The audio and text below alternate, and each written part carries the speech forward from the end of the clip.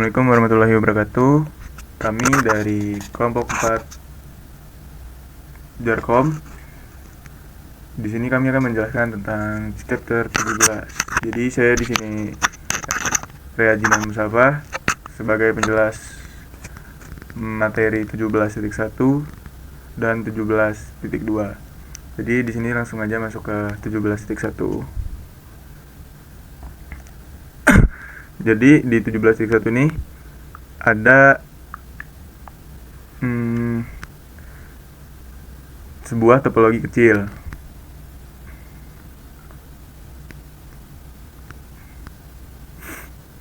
Nah, jadi kita bisa lihat topologi kecil di sini. Biasanya topologi kecil itu punya desain jaringan yang cukup simpel. Ini contohnya, di sini ada end device kayak PC, laptop, printer, dan IP phone sama server.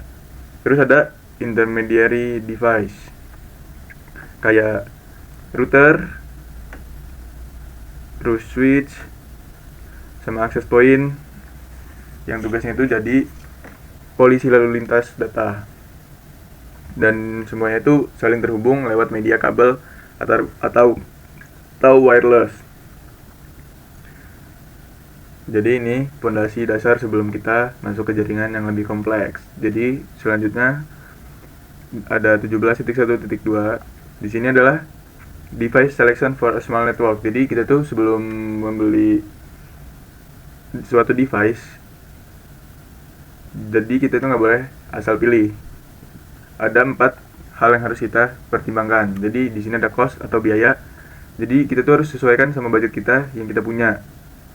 Dan jadi kita tuh nggak bisa, kalau misalnya budget kita kurang, kita nggak bakal bisa kan gitu. Kayak nggak usah maksain lah, soalnya kan kita kayak masih bisa gitu, setidaknya masih mendekati lah. Misalnya ada spek yang ini tapi harganya kan jauh di atas dengan merek yang beda, tapi di merek yang beda tuh bisa dapat yang lebih murah. Jadi kan nggak harus yang di merek yang satu itu, karena kita harus sesuai budget kita. Nah, lalu ada speed and types of ports interface.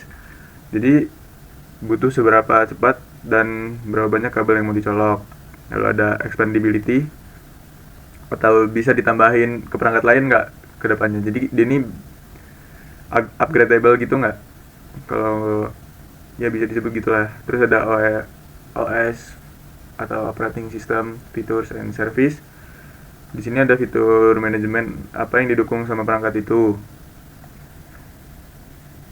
Ini penting karena supaya jaringan tetap reliable. Lalu lanjut ke 17.1.3. Di sini ada IP addressing for a small network. Nah, ini bagian IP addressing supaya perangkat bisa saling kenal. Jadi mereka itu butuh alamat unik. Biasanya kita bagi per kategori, misalnya IP buat router. Misalnya coba kita lihat di sini ada router nggak? Nggak ada. Biasanya buat router, switch, server sampai PC user. Jadi kita gampang kalau mau troubleshooting pas ada masalah.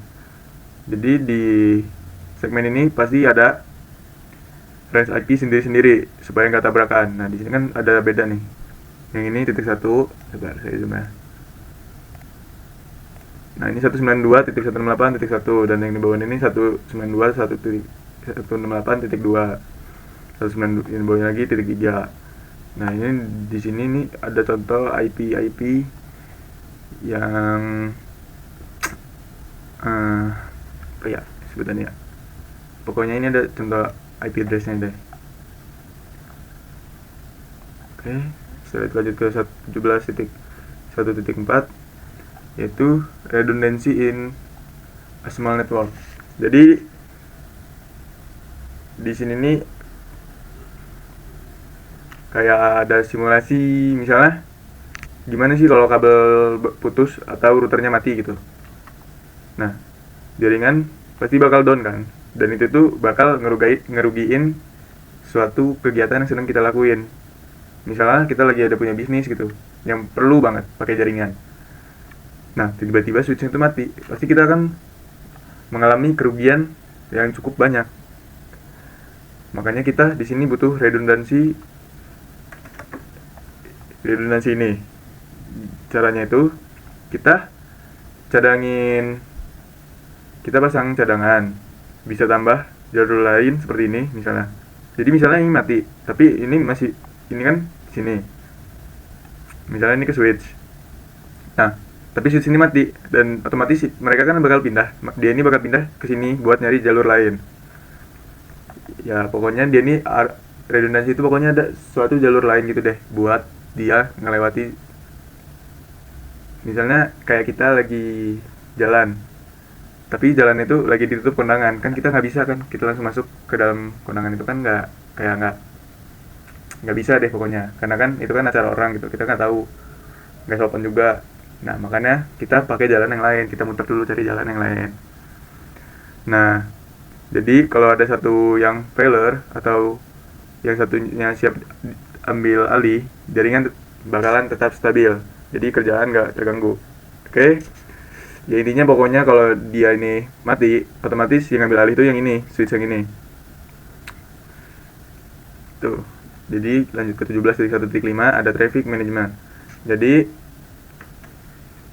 nggak semua data itu sama pentingnya. Video call atau voice itu datanya harus diprioritaskan biar nggak delay. Jadi kayak kalau kita lagi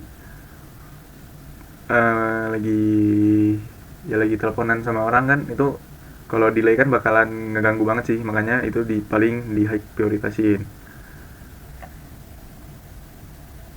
Di sini router kita atur supaya data yang krusial ditaruh di antrian paling depan. Jadi ini nih high priority nih di paling depan, dan yang ke bawah-bawah ini yang nggak jauh lebih penting daripada yang paling atas, supaya jaringan lagi sibuk tapi trafficnya yang penting tetap lancar. Oke, mungkin segitu aja dari 17.1. Lanjut ke 17.2.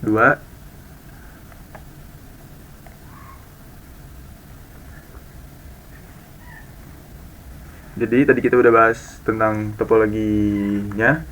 Sekarang kita masuk ke otak dari jaringan itu sendiri, yaitu aplikasi dan protokol. Tanpa ini, kabel-kabel yang kita pasang bakalan cuma jadi pajangan doang. Jadi di sini ada 17.2.1 Common Application. Jadi jaringan itu gunanya buat ngejalanin aplikasi. Nah, ada dua jenis di sini, yaitu network application kayak browser,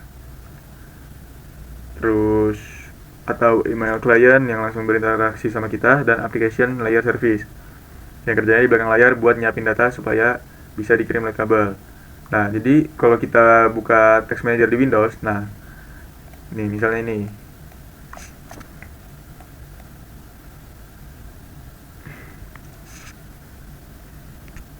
proses-proses yang kita lihat itu kombinasi dari aplikasi dan layanan yang lagi aktif pakai jaringan kita. Nah, contohnya di sini saya kan lagi pakai OBS nih. Ini ada dia lagi gunain 8%, terus Google, terus Microsoft Edge Web View, terus WhatsApp, Discord, dan lain-lain. Di sini banyak nih. Nah, lalu lanjut ke 17.2.2, yaitu ada Common Protocol. Nah, supaya aplikasi kita itu bisa ngobrol antar perangkat, mereka butuh bahasa yang sama, namanya protokol. Contohnya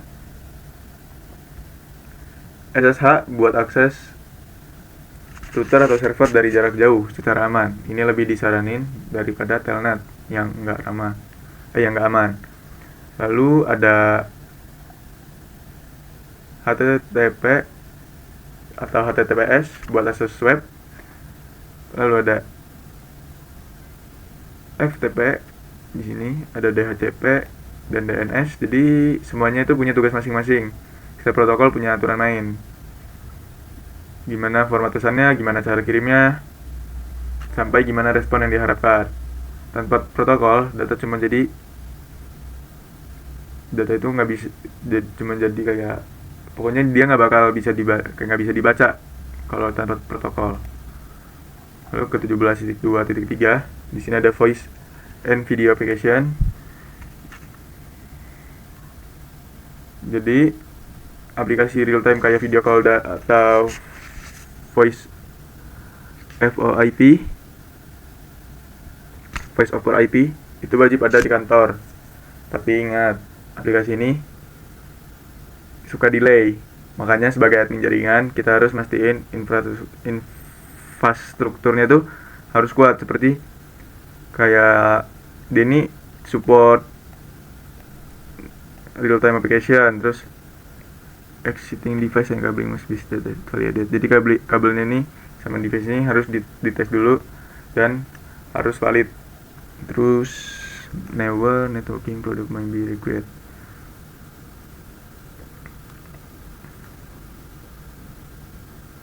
Jadi kita harus konfigurasi ini harus dites dan divalidasi supaya pas kita lagi meeting online suaranya nggak putus-putus atau gambarnya lag. Dan mungkin segitu aja penjelasan dari saya. Mungkin materi selanjutnya akan dilanjutkan kawan saya. Halo semuanya, saya Safina Nora Putri dengan NPM 2578255 TRI 2B. Pada kali ini saya akan melanjutkan materi dari teman saya yang sebelumnya, yaitu di 17.3 skala kejaringan yang lebih besar. Yang pertama ada pertumbuhan jaringan kecil. Pertumbuhan adalah proses alami bagi usaha kecil dan jaringan mereka harus dapat tumbuh sesuai dengan itu. Idealnya administrator jaringan memiliki waktu tunggu yang cukup untuk membuat keputusan cerdas tentang mengembangkan jaringan sejalan dengan pertumbuhan perusahaan. Jadi untuk menskalakan jaringan ini diperlukan beberapa elemen. Yang pertama ada dokumentasi jaringan, topologi fisik dan logis. Lalu yang kedua ada inventaris perangkat, yaitu daftar perangkat yang menggunakan atau terdiri dari jaringan. Lalu yang ketiga ada anggaran, yaitu anggaran TI terperinci termasuk anggaran pembelian peralatan tahun fisikal. Lalu yang terakhir ada analisis lalu lintas, yaitu protokol, aplikasi, dan layanan serta persyaratan lalu lintasnya masing-masing harus didokumentasikan. Elemen-elemen ini digunakan untuk menginformasikan pengambilan keputusan yang menyertai penskalaan jaringan kecil. Oke, lanjut ke analisis protokol. Seiring pertumbuhan jaringan menjadi penting untuk menentukan cara pengelolaan lalu lintas jaringan. Penting untuk memahami jenis lalu lintas yang melintasi jaringan serta arus lalu lintas saat ini. Ada beberapa alat manajemen jaringan yang dapat digunakan untuk tujuan ini. Namun, penganalisis protokol sederhana seperti Wireshark juga dapat digunakan. Misalnya menjalankan Wireshark pada beberapa host utama dapat mengungkapkan jenis lalu lintas jaringan yang mengalir melalui jaringan. Jadi, gambar ini menampilkan statistik hierarki protokol Wireshark untuk host Windows pada jaringan kecil. Ini di sini ada frame dengan 100%. Ini nih Wireshark ini memecah menjadi beberapa lapisan protokol, ada Ethernet, ada IPv6, IPv4, UDP, TCP dan lain-lain. Di sini ada internet protokol IPv6 dan IPv4. Di sini IPv4 ini jauh lebih dominan, yaitu dengan skalanya dengan besarnya itu 97,7% dengan 38.593 paket. Kalau yang IPv6 ini lebih sedikit, yaitu dengan persentase 0,0%, yaitu 18 paket. Harusnya ada domain name system DNS. Ini lalu lintasnya sekitar 0,7% dengan 285 paket. Terus ada secure socket layer. Di sini itu presentasinya itu 20,2% dengan 7.975 paket. Terus ada Hypertext Transfer Protocol ini juga sedikit, dan 0,0% di 12 paket. 12 paket. Lalu ada Internet Protocol Message Protocol, itu juga lumayan sedikit, 0,1 dengan 56 paket. Untuk menentukan pola arus lalu lintas, penting untuk melakukan hal berikut, yaitu yang pertama ada tangkap lalu lintas selama waktu pemanfaatan puncak untuk mendapatkan presentase yang baik dari berbagai jenis lalu lintas. Lalu lakukan pengembalian pada segmen jaringan dan perangkat yang berbeda karena beberapa lalu lintas akan lokal ke segmen tertentu. Informasi yang dikumpulkan oleh penganalisis protokol dievaluasi berdasarkan sumber dan tujuan lalu lintas, serta jenis lalu lintas yang dikirim. Analisis ini dapat digunakan untuk membuat keputusan tentang cara mengelola lalu lintas dengan lebih efisien. Ini dapat dilakukan dengan mengurangi arus lalu lintas yang tidak perlu atau mengubah pola alur sama sekali dengan memindahkan server, misalnya. Terkadang itu hanya dengan memindahkan server atau layanan ke segmen jaringan lain meningkatkan kinerja jaringan dan mengakomodasi kebutuhan lalu lintas yang terus berkembang. Di lain waktu, mengoptimalkan kinerja jaringan membutuhkan desain ulang dan inventaris yang lebih besar. Pemanfaatan jaringan karyawan. Selain memahami tren lalu lintas yang berubah, administrator jaringan harus menyadari bagaimana penggunaan jaringan yang berubah. Banyak sistem operasi menyediakan alat bawaan untuk menampilkan informasi tersebut. Misalnya dari host Windows menyediakan alat seperti pengelola tugas, penampilan peristiwa, dan alat penggunaan data. Alat-alat ini dapat digunakan untuk menangkap snapshot informasi seperti versi OS dan OS, pemanfaatan CPU, pemanfaatan RAM, pemanfaatan drive, aplikasi non-jaringan, dan aplikasi jaringan. Mendokumentasi snapshot untuk karyawan dalam jaringan kecil selama periode waktu tertentu sangat berguna untuk mengidentifikasi persyaratan protokol yang berkembang dan arus lalu lintas terkait. Pergeseran pemanfaatan sumber daya mungkin mengharuskan administrator jaringan untuk menyesuaikan alokasi sumber daya jaringan yang sesuai. Alat penggunaan data Windows 10 sangat berguna untuk menentukan aplikasi mana yang menggunakan layanan jaringan pada host. Alat pengguna data diakses menggunakan pengaturan, lalu ke jaringan dan internet, terus penggunaan data dan antarmuka jaringan dari 30 hari terakhir. Ini ada contoh gambar yang menampilkan aplikasi yang berjalan pada host Windows 10 penggunaan jarak jauh menggunakan koneksi jaringan WiFi lokal. Di sini ada VPN agent 4,4 GB, Tortoise Pro dengan 3,8 GB, sistem 2,51 GB, Chrome, dan lain-lain. Oke, itu aja yang dapat saya sampaikan. Lanjut ke teman saya. Saya Taufik Fadilah. Di sini saya akan melanjutkan penyampaian materi dari modul 17 bagian keempat. Nah, untuk bagian saya ini yaitu tentang verify connectivity atau verifikasi konektivitas. Nah, untuk bagian subjudul pertama itu ada namanya verifikasi konektivitas dengan ping. Nah, baik jaringan kecil dan baik jaringan Anda yang kecil dan baru, baik jaringan Anda kecil dan baru, atau kita sedang meningkatkan skala jaringan yang sudah ada, kita itu selalu dapat memverifikasi bahwa komponen kita tuh terhubung dengan benar satu sama lain dan ke internet. Nah, topik ini membahas beberapa utilitas yang dapat kita gunakan untuk memastikan bahwa jaringan kita tuh terhubung. Nah, perintah ping itu cara paling efektif untuk menunjukkan aktivitas di layar 3 antara alamat IP sumber dan tujuan dengan cepat. Perintah ini juga menampilkan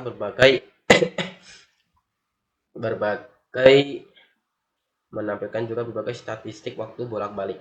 Nah, secara spesifik perintah ping itu menggunakan pesan perintah gema ICMP tipe 8 dan balasan gema ICMP tipe 0 dari protokol pesan kontrol internet ICMP ICMP. Perintah ping tersedia di sebagian besar sistem operasi termasuk Windows, Linux, macOS, dan Cisco iOS. Nah, pada host Windows 10, perintah ping itu mengirimkan 4 pesan pemerintahan echo ICMP berturut-turut dan mengharapkan 4 balasan echo ICMP berturut-turut dari tujuan. Ya, perintahnya di CMD itu biasanya kita ping IP berapa, itu bakal nge-reply apa RMO, RTO, RTO. Nah, sebagai contoh itu anggaplah PC A melakukan ping ke PC B seperti yang ditunjukkan pada gambar. Host Windows PC A, mana PC A? Nah, ini PC A mengirimkan 4 pesan perintah gema ICMP berturut-turut yang terkadang disebut sebagai gema ICMP ke PCB, yaitu 200, alamat IP-nya 200.0.113.8. Ini dari kita ngeping nih di CMD, ping ke alamat IP yang B, lalu kita mendapat balasannya berupa reply itu yang 4 tadi itu, apakah dia lost atau berhasil connectivity atau request timeout biasanya.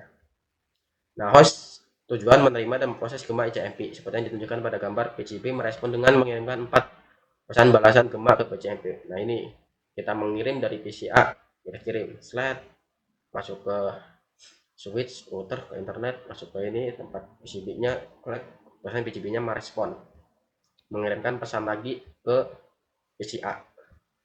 Nah, ini dia bakal ngeping, jangan reply bla bla bla bla. Wah, 50 ms 40 ms kata L51 ini bagus, nggak terlalu bagus sih, lumayan bagusnya sih. Ini semakin kecil semakin bagus sih, semakin besar malah merah lagi main game.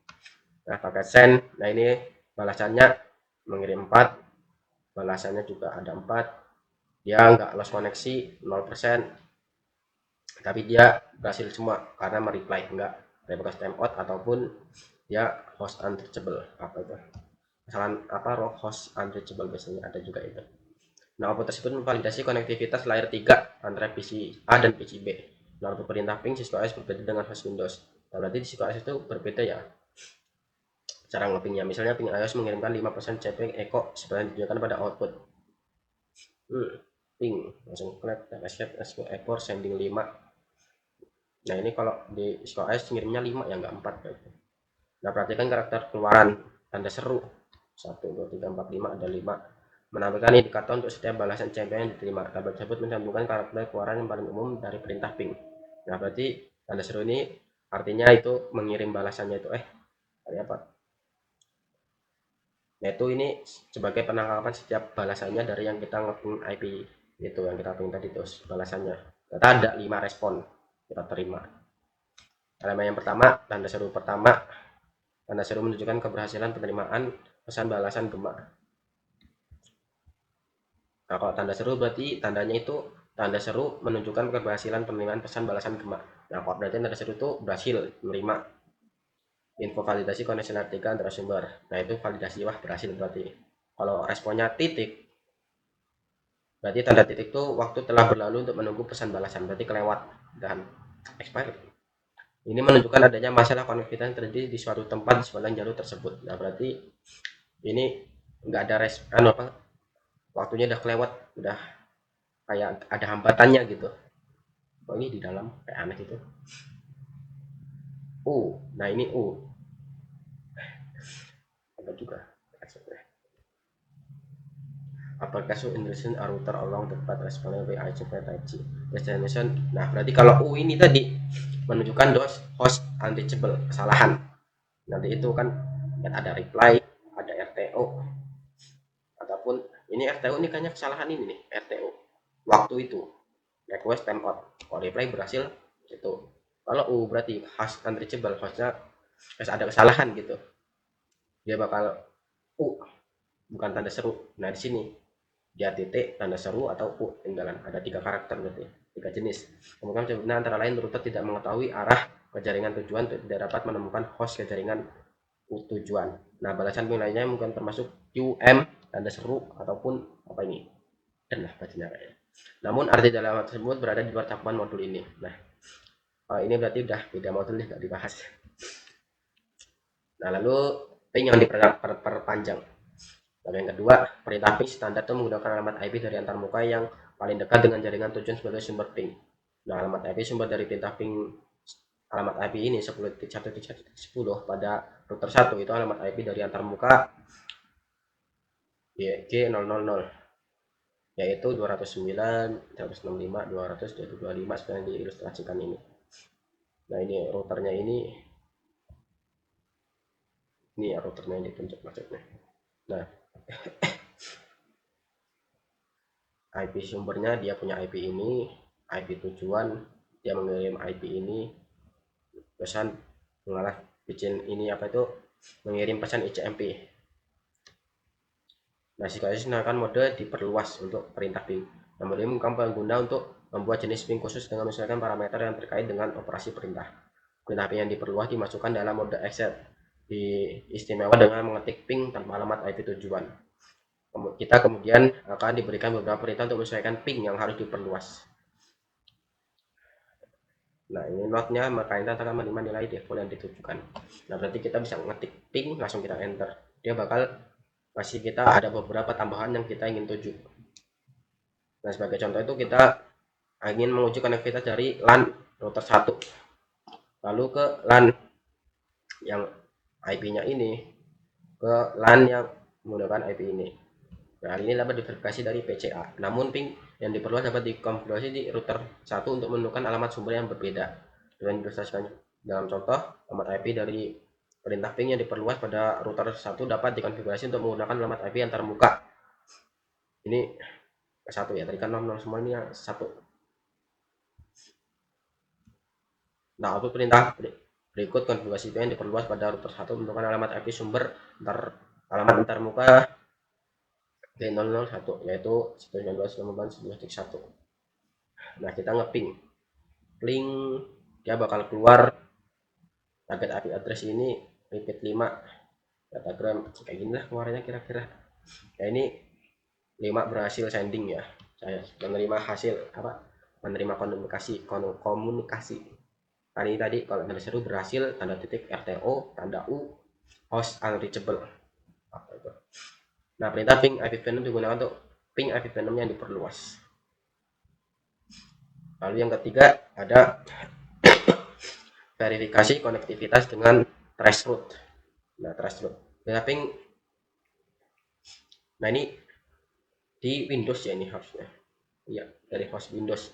Traceroute ini Windows. Kalau traceroute itu kayaknya Linux ya mungkin. Lupa saya.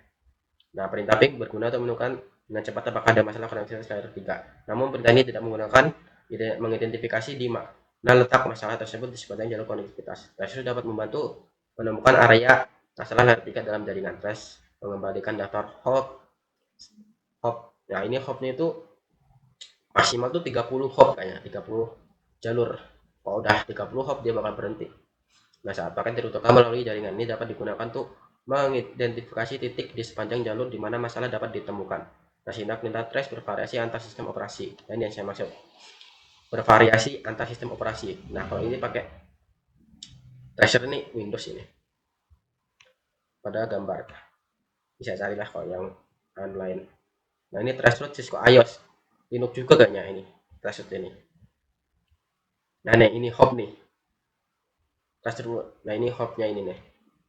Dia bakal maksimal tuh cuma 30 hop. Kalau udah 30 hop dia bakal berhenti. Ya ini diberhentiin paksa ya pakai Ctrl C.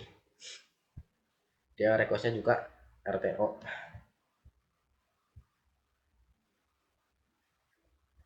Nah, gunakan CTRL untuk menghentikan proses traceroute di Windows. Nah, ini tadi Ctrl C buat ngentiin paksa. Ctrl plus C. CTRL plus C. Nah, satu-satunya respon yang berasal dari gateway pada router 1 permintaan pelacakan ke hop berikutnya mengalami batas waktu seperti yang ditunjukkan oleh tanda bintang. Nah, yang berarti bahwa router hop berikutnya tidak merespon. Permintaannya mengalami batas waktu menunjukkan bahwa ada kegagalan dalam jaringan internet di luar LAN. Atau ada router-router ini telah dikonfigurasi untuk tidak merespon permintaan echo yang digunakan dalam pelacakan. Nah, dalam contohnya itu tampaknya ada masalah antara router 1 dan 2. Apa perintah traceroute Cisco iOS berbeda dari perintah tracer Windows? Sebagai contoh, lihat topologi berikut. Nah, kalau router iOS maka traceroute bukan tracer. Tracer kita alokasikan mana yang kita pengen. Ikonnya ini, targetnya ternyata. Nah, lalu outputannya contohnya seperti ini. tes evaluasi untuk abort. Nah, beda ternyata ya. Nah, dalam contoh ini perusahaan memvalidasi proses tersebut berhasil mencapai PCB. Nah, ini berhasil. Nggak kayak yang pertama tadi. Di sini ada RTO-nya, request timeout. Di hari ini nggak ada juga nih berapa kecepatannya, bagus nggak? Tapi di sini ada nih looping, satu message, bagus semua. Nah, timeout menunjukkan potensi masalah. Misalnya jika host 11.1 tidak tersedia, perintah terus akan menampilkan output berikut. Nah, berarti kalau bermasalah nih ya kayak tadi tuh bintang. Nah, kalau di threshold yang Cisco iOS kita berhentinya pakai Ctrl Shift 6 untuk menginterupsi threshold di Cisco. Menginterupsi beda ding. Nah, ini Pak pengen menginterupsi Ctrl Shift 6 ya. Nah, catatan implementasi threshold atau tracer pada Windows mengirim permintaan gema ICMP. Cisco iOS dan Linux menggunakan UDP dengan nomor port yang tidak valid. Nah, tujuan akhir akan mengembalikan masing-masing port yang tidak terjangkau. Lalu bagian keempat, threshold yang diperluas. Seperti halnya perintah ping yang diperluas. Nah, terdapat juga perintah threshold yang diperluas. Perintah ini memungkinkan administrator untuk menyesuaikan parameter terkait dengan perintah operasi perintah. Nah, hal ini berguna dalam menemukan masalah saat memecahkan masalah loop routing. Nah, menentukan router hop berikutnya yang tepat atau menentukan di mana paket-paket tersebut dibuang atau ditolak oleh router atau firewall. Nah, perintah tracer Windows memungkinkan input beberapa parameter melalui opsi di baris perintah. Namun, perintahnya itu tidak terpandu seperti perintah threshold iOS yang lebih lengkap. Output berikut, nah output contohnya berikut yang tersedia untuk perintah tracer Windows. US tracer ini menanyai tracer maksimum hop apa ini ini keterangannya nih. Do not reserve address to harassment. Kalau H maksimum number of hop ya maksimumnya itu 30 hop tadi. C kalau C itu loose short route along lost list IPv6 or IPv4 only. W berarti timeout. W timeout maximum force action. Nah, seperti ini ya. Nah, opsi threshold yang diperluas pada Cisco iOS itu memungkinkan pengguna untuk membuat jenis pelacakan khusus dengan menyesuaikan parameter terkait dengan operasi perintah.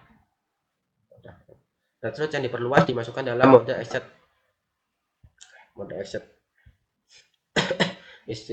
Dalam mode akses istimewa dengan mengetikkan threshold tanpa alamat IP tujuan. Nah, iOS akan memandu melalui opsi perintah dengan menampilkan jumlah petunjuk yang terkait dengan pengaturan semua parameter yang berbeda. Nah, kita tekan threshold aja. Nah, kita masuk ke perintahnya itu tekan threshold aja, nanti dia bakal nampilin beberapa perintah seperti panduannya, kita pengen threshold lanjutannya kemana gitu. Dan menekan enter akan menerima nilai default yang ditentukan. Oke, contoh anggaplah kita ingin muncul konektivitas ke PCB dari LAN router 1. Meskipun ini dapat memverifikasi dari PCA, threshold yang diperluas dapat dikonfigurasi pada router 1 dengan untuk menentukan alamat sumber yang berbeda. Nah, X1 yang apa itu? Ada pagar. Ini ada pagar. Ini X1.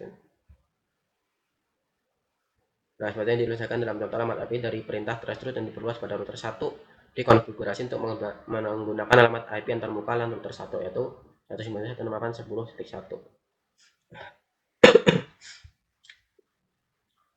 Nah, threshold protokol IP select keluar number N3 rising. Nah, ini contoh keluarannya. Threshold langsung kita enter. Protokol IP nggak ada, target IP-nya ini kita tunjukkan source address-nya sama kayak IP yang ini juga nih, terlantar satu ya. Nah, untuk bagian kelima atau yang terakhir, salah satu alat paling efektif untuk memantau dan memecahkan masalah kinerja jaringan adalah dengan menerapkan garis dasar kinerja jaringan.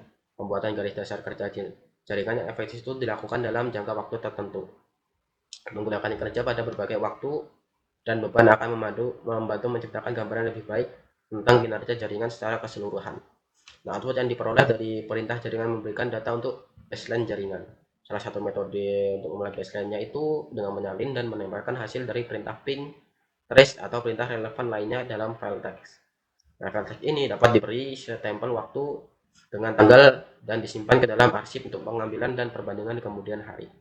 Nah, beberapa hal yang perlu dipertimbangkan itu ada pesan kesalahan dan waktu respon dari satu host ke host lainnya. Jika terjadi peningkatan waktu respon signifikan, mungkin ada masalah latensi yang perlu diatasi. Nah, sebagai contoh, output ping berikut ditangkap dan disalin ke dalam file teks. Untuk tanggalnya seperti ini, 18 Agustus 2019 pukul 8.14 jam 8 menit ke 14 detik 43 pagi sih harusnya kalau WIB pagi jam 8 pagi tanggal sekian. Kita ngeping tes ping keluar berhasil, reply berhasil,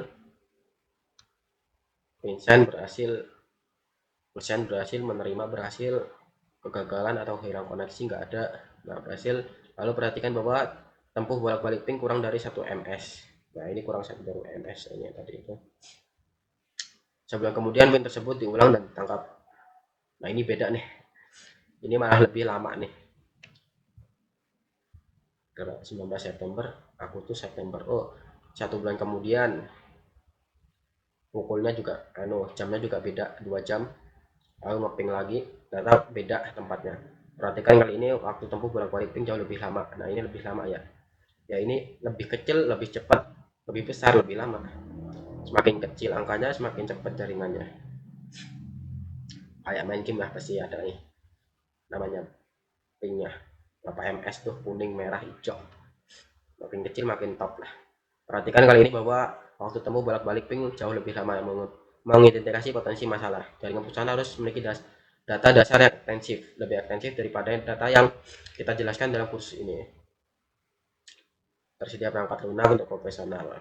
Oleh informasi data dasar dalam kursus ini kita akan membahas beberapa teknik dasar dan mendiskusikan tujuan dari data dasar tersebut.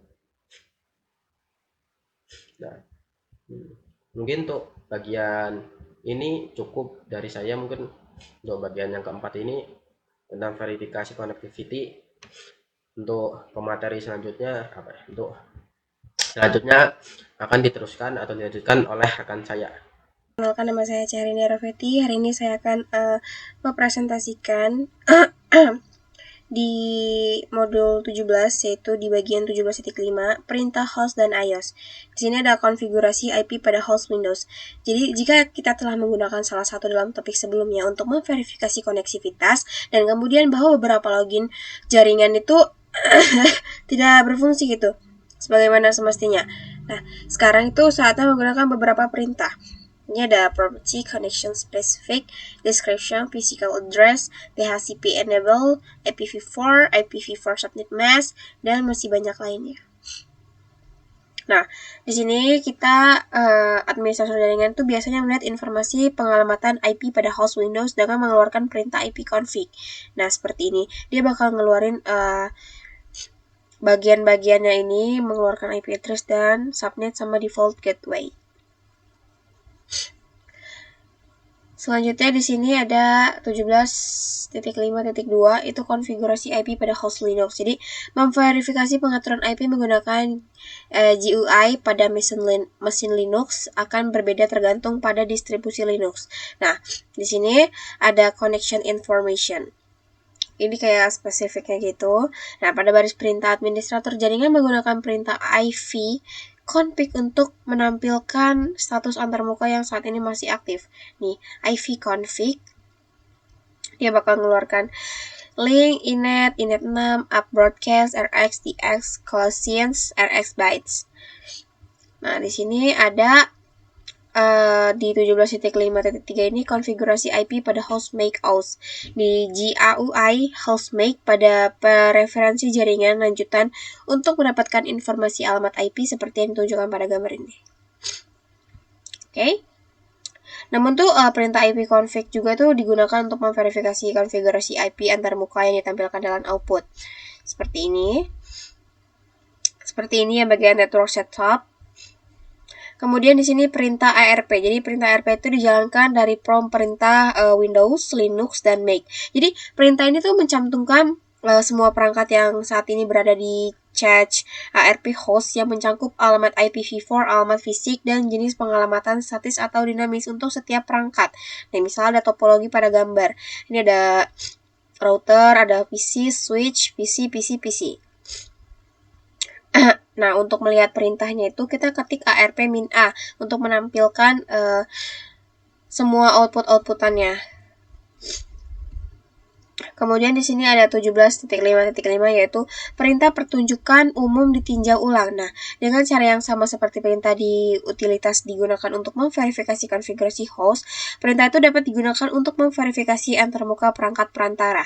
Nah, Cisco IOS itu menyediakan perintah untuk memverifikasi pengoperasian antarmuka router dan saklar. Nah, perintah pertunjukan Cisco IOS CLI menampilkan informasi yang relevan tentang konfigurasi dan pengoperasian perangkat. Teknik jaringan juga menggunakan peringkat show. Nah, jadi show itu untuk menampilkan segala output yang ingin kita lihat gitu, kayak ARP-A gitu tadi. Selanjutnya di sini ada 17.5.6 itu perintah tunjukkan tetangga CDP. Nah, jadi ada beberapa perintah iOS lainnya yang berguna sebagai Cisco Discovery Protocol atau CDP adalah protokol milik Cisco yang berjalan di lapisan tautan data, karena CDP itu berproses di lapisan tautan data 2 atau lebih perangkat jaringan Cisco. Nah, seperti router yang mendukung protokol lapisan jaringan yang berbeda, dapat belajar satu sama lain, bahkan jika konektivitas lapisan 3 belum dibuat. Di sini ada CDP memberikan informasi berikut tentang setiap perangkat tetangga CDP. Jadi, ada pengidentifikasi perangkat, daftar alamat, pengidentifikasi port, daftar kemampuan, sama platform. Router, switch.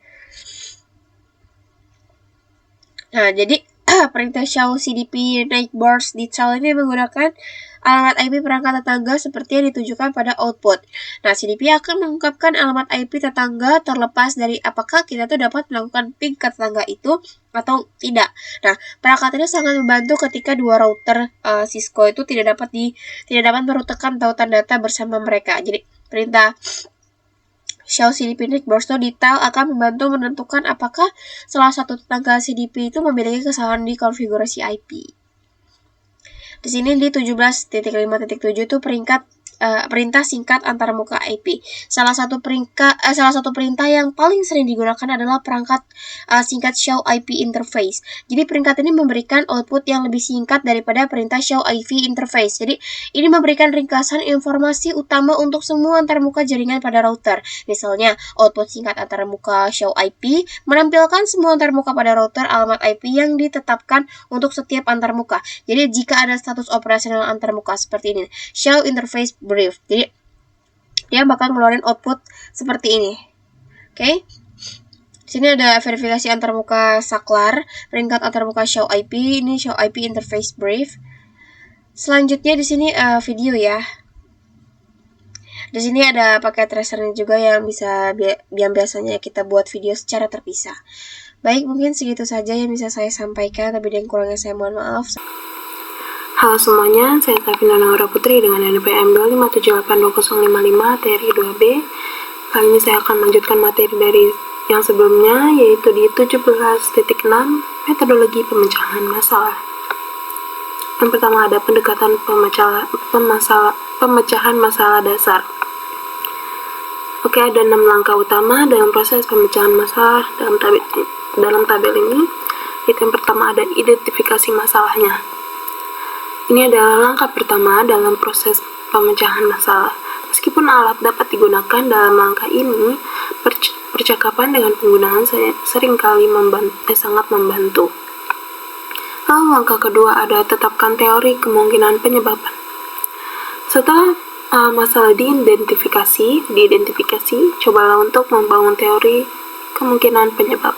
Langkah ini sering menghasilkan lebih dari beberapa kemungkinan penyebab masalah. Lalu yang ketiga ada uji teori untuk menentukan penyebab. Berdasarkan kemungkinan penyebabnya, uji teori Anda untuk menentukan mana salah satunya adalah penyebab masalah. Seorang teknisi akan sering menerapkan prosedur cepat untuk menguji dan melihat apakah itu memecahkan masalah. Jika prosedur cepat tidak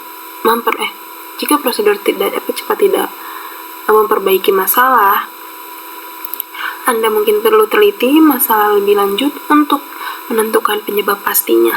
Lalu yang keempat ada tetapkan rencana aksi dan tetapkan solusinya. Setelah Anda menentukan penyebab pasti masalahnya, tetapkan rencana aksi untuk menyelesaikan masalah dan menerapkan solusinya.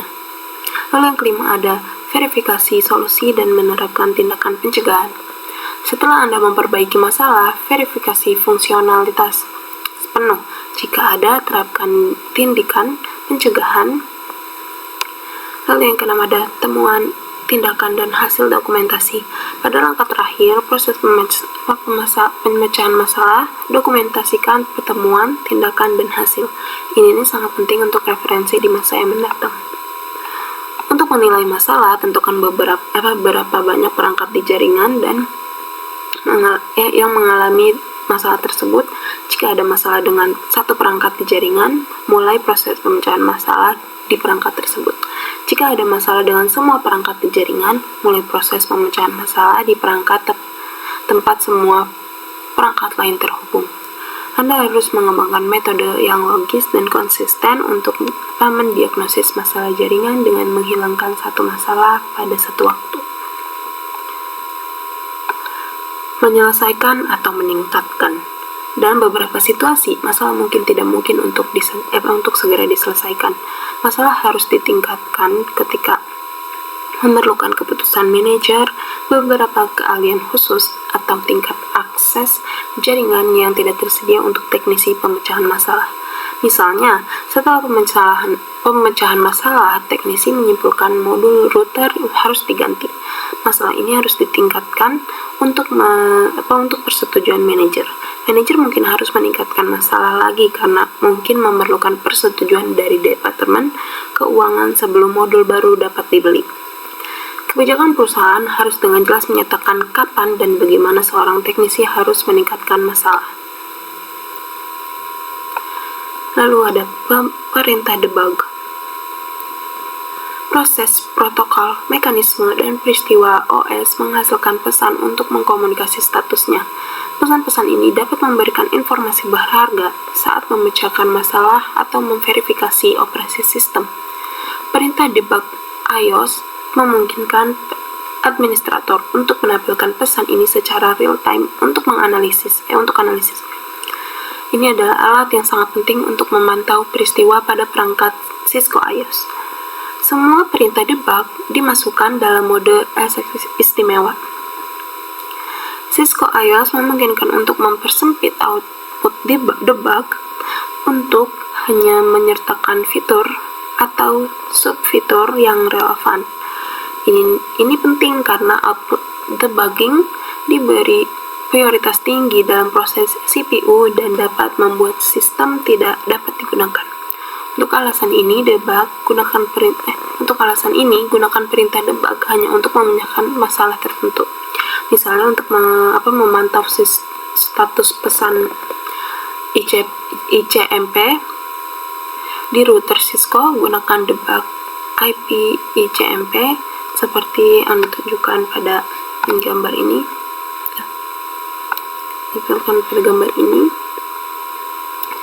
Untuk mencantum deskripsi singkat dari semua opsi perintah debugging, gunakan perintah debug dan tanda dalam modul istimewa di baris perintah. Untuk menonaktifkan fitur debugging tertentu, tambahkan kata kunci no di depan perintah debugging. Jadi no debug IP ICMP. Atau Anda dapat memasukkan formulir undebug perintah dalam mode istimewa undebug IP ICMP. Untuk menonaktifkan semua perintah debug aktif sekaligus, gunakan perintah undebug all. Berhati-hatilah menggunakan beberapa perintah debug. Perintah seperti debug all atau debug IP paket menghasilkan output dalam jumlah besar dan dapat menggunakan sebagian besar sumber daya sistem. Router bisa menjadi sangat sibuk menampilkan pesan debug, sehingga sehingga tidak memiliki pemrosesan yang cukup untuk melakukan fungsi jaringannya, atau bahkan mendengarkan perintah untuk mematikan debugging. Untuk alasan ini, menggunakan opsi perintah ini tidak disarankan dan harus dihindari. Lalu ada perintah monitor terminal. Koneksi untuk memberikan akses ke antarmuka baris perintah iOS dapat dibuat dengan dua cara, yaitu lokal. Koneksi lokal, yaitu koneksi konsol, memerlukan akses fisik ke router atau port konsol saklar menggunakan kabel rollover. Dan ada jarak jauh. Koneksi jarak jauh memerlukan penggunaan telnet atau SSH untuk membuat koneksi ke perangkat yang dikonfigurasi IP. Pesan iOS tertentu secara otomatis ditampilkan pada koneksi konsol, tetapi tidak pada koneksi jarak jauh. Misalnya, output debug ditampilkan secara default pada koneksi konsol, namun output debug tidak secara otomatis ditampilkan pada koneksi jarak jauh. Ini nih karena pesan debug adalah pesan log yang dicegah ditampilkan pada baris VT. Dalam output berikut ini, misalnya pengguna ini membuat koneksi jarak jauh menggunakan telnet dari router 2 ke router 1. Pengguna kemudian mengeluarkan perintah debug IP ICMP, namun perintah gagal menampilkan output debug.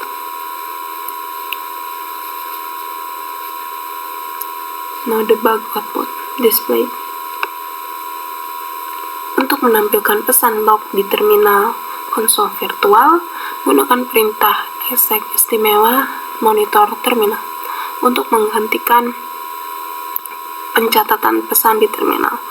Gunakan perintah exec istimewa terminal no monitor, misalnya yang kayak di gambar bagaimana perintah monitor sekarang telah dimasukkan dan perintah ping menampilkan output debug kayak di gambar ini. Oke, mungkin itu saja yang dapat saya sampaikan. Lanjut ke materi berikutnya. Saya Krosela Rahmadewi dari kelas TRI 2D dengan PM 257822093. Pada video kali ini saya akan melanjutkan penjelasan materi pada bagian 17.7 mengenai troubleshooting skenario. Jadi di sini pada bab ini nih kita akan membahas beberapa skenario troubleshooting jaringan yang sering terjadi. Nah, troubleshooting itu adalah proses mencari penyebab masalah, memperbaikinya, lalu memastikan jaringan kembali berjalan normal. Pada selanjutnya ada 17.7.1 mengenai duplex operation and mismatch issues. Nah, jadi duplex adalah mode komunikasi data antar dua perangkat jaringan. Ada dua jenis duplex ya. Yang pertama itu half duplex communication. Itu tuh berarti perangkat hanya bisa mengirim data atau menerima data itu secara bergantian. Sedangkan ada lagi full duplex communication, itu tuh perangkat bisa mengirim dan menerima data secara bersamaan. Nah, agar jaringan berjalan optimal, dua perangkat yang terhubung harus menggunakan mode duplex yang sama. Jika satu perangkat menggunakan full duplex dan perangkat lain menggunakan half duplex, maka akan terjadi duplex mismatch. Masalah ini membuat jaringan tetap terhubung, tetapi performanya menjadi buruk, lambat, dan bisa menimbulkan delay. Selanjutnya ada 17.7.2 mengenai IP addressing issue on iOS device. Jadi masalah berikutnya adalah kesalahan IP address pada perangkat iOS seperti router atau switch Cisco. Nah, IP address itu harus sesuai dengan network tempat perangkat tersebut berada. Jika IP address salah perangkat, bisa mengalami konflik IP atau gagal berkomunikasi dengan perangkat lain. Nah, biasanya masalah ini terjadi karena kesalahan konfigurasi manual atau masalah di HCP. Untuk mengecek IP perangkat Cisco administrator itu dapat menggunakan perintah show IP interface ya. Interface Brave. Nah, perintah ini akan menampilkan IP address setiap interface dan statusnya, apakah interface tersebut aktif atau tidak. Nah, selanjutnya ada pada bagian 17.7.3 mengenai IP addressing issue on end device.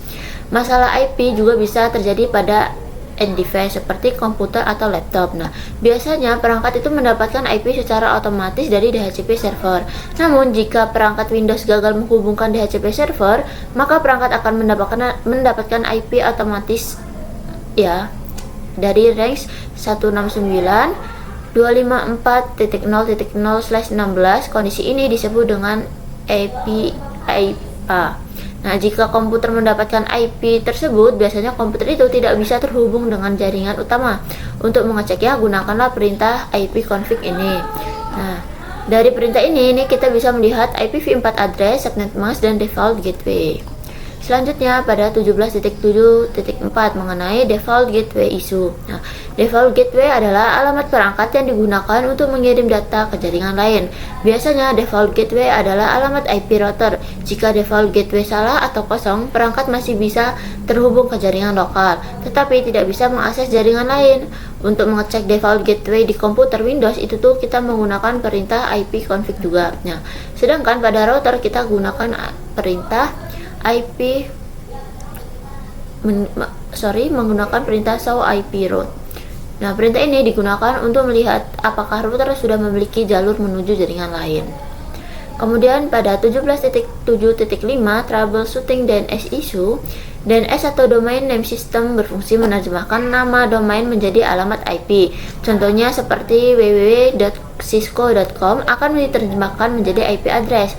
Nah, jika DNS ini bermasalah, pengguna bisa mengira internet mati, padahal sebenarnya koneksi jaringan masih berjalan. Masalahnya itu hanya nama domain tidak bisa diterjemahkan. Nah, untuk mengecek pada Windows, gunakan perintah ipconfig al. Nah, selain itu, kita juga menggunakan perintah nslookup ya. Jadi, itu digunakan untuk menguji apakah nama domain bisa diterjemahkan menjadi alamat IP. Seperti itu. Nah, di sini pada 17.7.6 ini nih ada lab ya. Pakai tracer troubleshoot connectivity issue. Nah, ini pada bagian ini kita kayak berlatih troubleshooting menggunakan paket tracer. Tujuannya adalah untuk menemukan masalah konektivitas, memperbaikinya jika memungkinkan, dan mencatat masalah jika perlu dieskalasikan. Selanjutnya di 17.7.7 ada lab troubleshoot connectivity issue. Nah, pada lab ini terdapat beberapa tahapan penting. Yang pertama itu mengidentifikasi masalah, kedua melakukan perubahan konfigurasi, ketiga memverifikasi apakah jaringan sudah berjalan normal, dan yang keempat itu mendokumentasikan hasil temuan dan perubahan yang dilakukan. Nah, jadi inti dari bab ini kita memahami cara menemukan dan menyelesaikan masalah jaringan secara terstruktur, mulai dari duplex IP address, default gateway hingga DNS ya. Mungkin cukup sekian ya penjelasan dari modul 17. Apabila ada salah kata, kami mohon maaf. Kami akhiri. Wassalamualaikum warahmatullahi wabarakatuh.